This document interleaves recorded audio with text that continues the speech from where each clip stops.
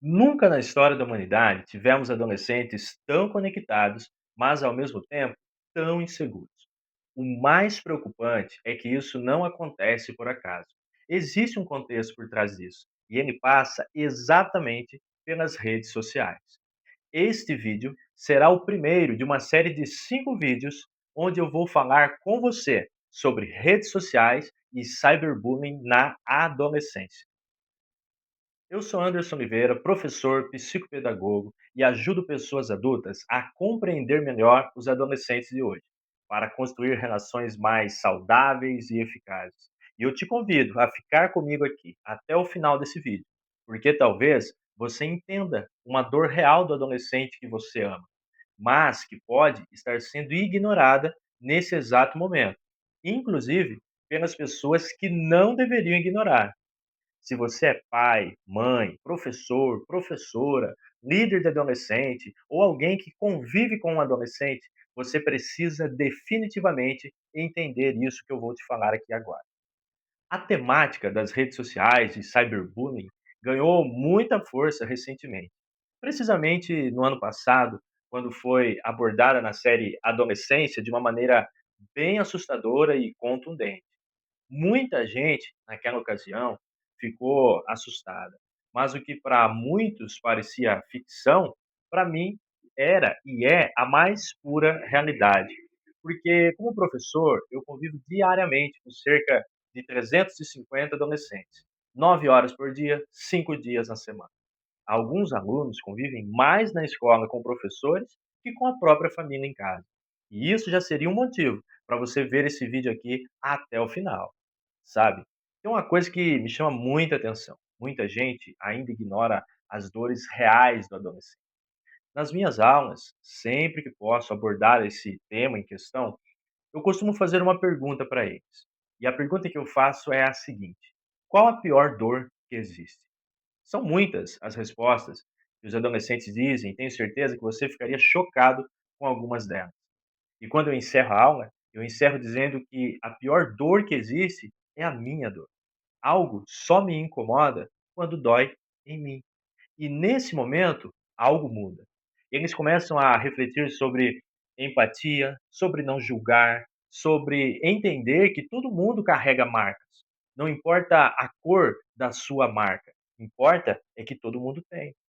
Aí eu te pergunto: será que, como pai e mãe, você sabe o que o seu filho, sua filha faz nas redes sociais?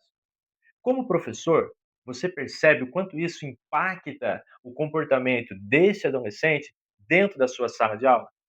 Se você é líder, já pensou que o excesso de informação pode estar confundindo esse adolescente, mesmo dentro de ambientes que deveriam dar direção a eles? E aqui entra um ponto que é muito importante. Muitos pais, muitos mesmo, simplesmente não sabem o que os filhos estão consumindo na internet. Eles não sabem que tipo de conteúdo aparece no feed dos seus filhos. Eles não sabem com quem os seus adolescentes estão interagindo. Eles não sabem que tipo de influência recebem todos os dias. Só que eu estou aqui para te dizer que isso, muitas vezes, não é por falta de cuidado. É porque o mundo digital mudou rápido demais.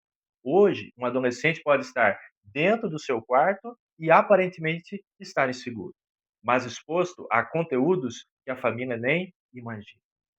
Hoje, mais de 90% dos adolescentes estão nas redes sociais. Qual o tempo médio gasto por eles? Algumas pesquisas vão dizer entre 3 e 4 horas por dia. Mas, na prática, muitos passam bem mais do que isso. E não é só sobre tempo, é sobre o papel que essas redes ocupam na vida deles.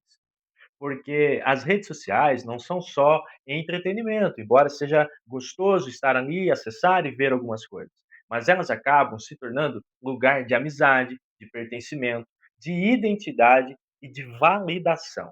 É onde o adolescente ele sente que existe. E isso muda tudo completamente.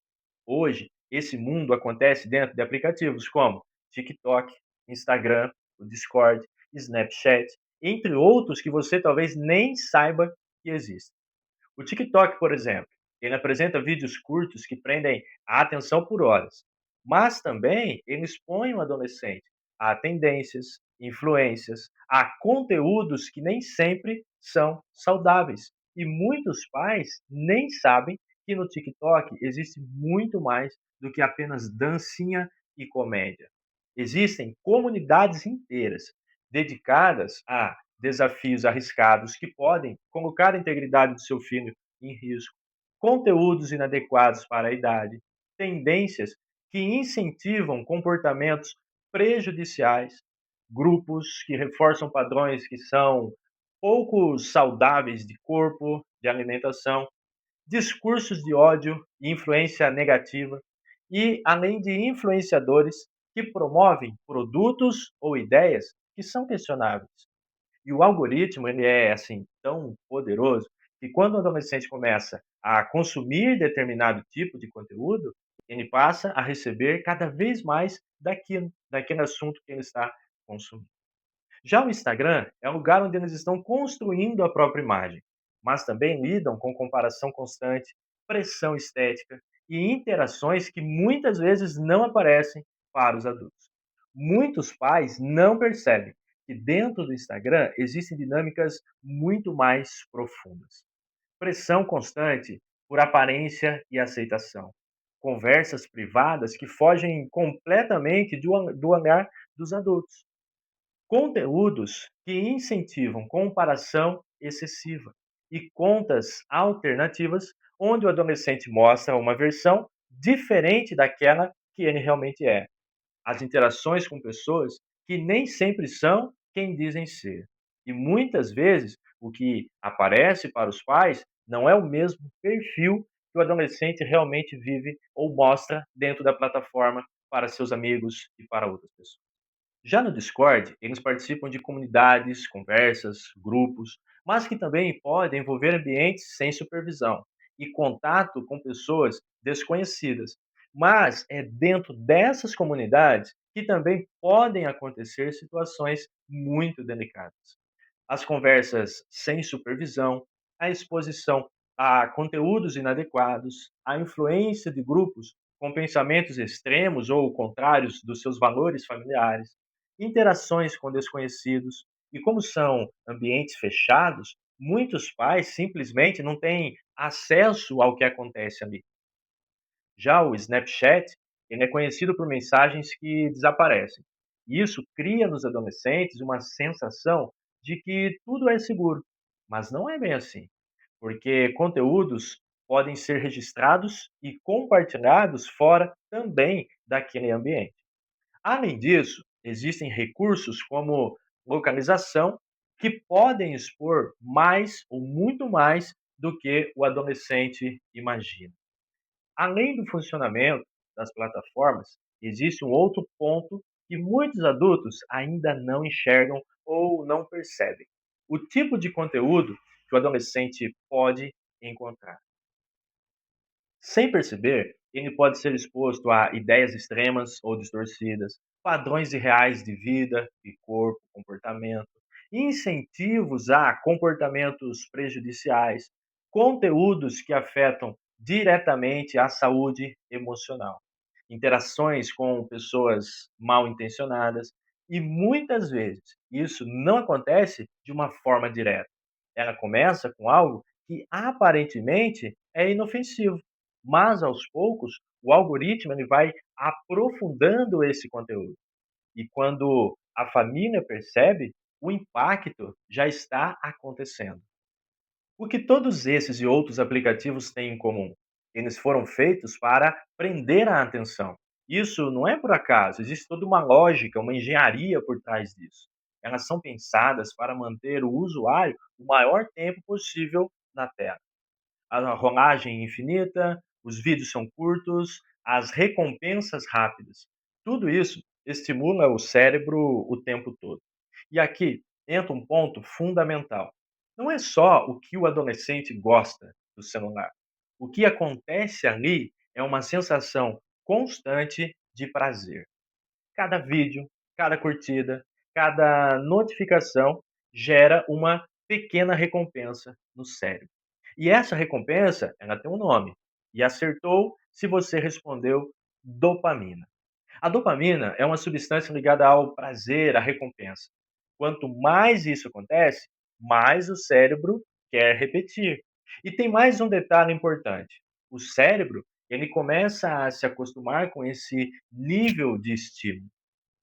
E aí, coisas simples do dia a dia, coisas corriqueiras, como estudar, ler, prestar atenção em algo que está sendo explicado, começam a parecer sem graça, porque não geram mais o mesmo nível de recompensa.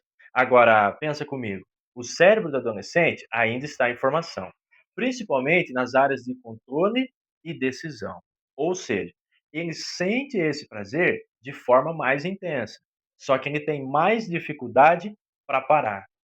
Por isso que muitas vezes o adulto fala: "Ah, é só largar o celular". Mas para o adolescente não é tão simples assim, porque o celular, ele não prende só a atenção, ele prende a sensação de prazer.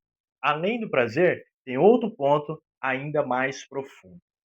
A adolescência é a fase de descobrir quem se é. Só que hoje isso acontece em um ambiente de comparação constante. Corpo, vida, sucesso, até família, eles estão se comparando. Tudo vira referência, mas essas referências não são reais. São recortes, são filtros, são vidas editadas e o adolescente compara isso tudo com a própria vida real. E é óbvio que isso gera ansiedade, insegurança, sensação de não ser suficiente, depressão. Muitas vezes isso vai aparecer como irritação, isolamento, falta de interesse. E o adulto, quando observa isso, ele vê apenas o comportamento do adolescente, mas ele não enxerga, muitas vezes, a causa disso tudo. E quando esse uso começa a sair do equilíbrio, os impactos aparecem também na saúde emocional. Eles começam a apresentar dificuldades para dormir, oscilações de humor, necessidade constante de aprovação e uma sensação silenciosa, muitas vezes, de nunca ser suficiente. Talvez o problema não seja que os adolescentes mudaram, talvez seja que o mundo mudou e está mudando rápido demais. E a gente ainda está tentando educar com referências de um mundo que já se foi, que já não existe mais. Talvez os sinais de que tudo está mudando e já não é mais como antigamente, seja esse tempo excessivo que as pessoas passam nas redes sociais, esse isolamento social, essas mudanças de humor, essas quedas de rendimento, essa preguiça infinita. Mas isso precisa de atenção. Mas existe ainda algo muito mais sério que acontece dentro do mundo digital e que muitos adultos ainda não entendem: o cyberbullying. No próximo episódio, no próximo vídeo, eu vou te mostrar por que o cyberbullying ele é mais perigoso do que o bullying tradicional como conhecemos. Se você convive com adolescentes, esse conteúdo é para você. Então, se inscreve aqui no canal, clica no sininho para receber a notificação toda semana quando sair um vídeo novo por aqui. Porque aqui no Adolescer Club, a gente fala sobre os desafios reais da adolescência de hoje. E me conta aqui nos comentários qual rede social você mais vê os seus adolescentes usando hoje. Eu quero ler e responder cada comentário que vocês colocaram aqui. Um grande abraço e até o próximo vídeo.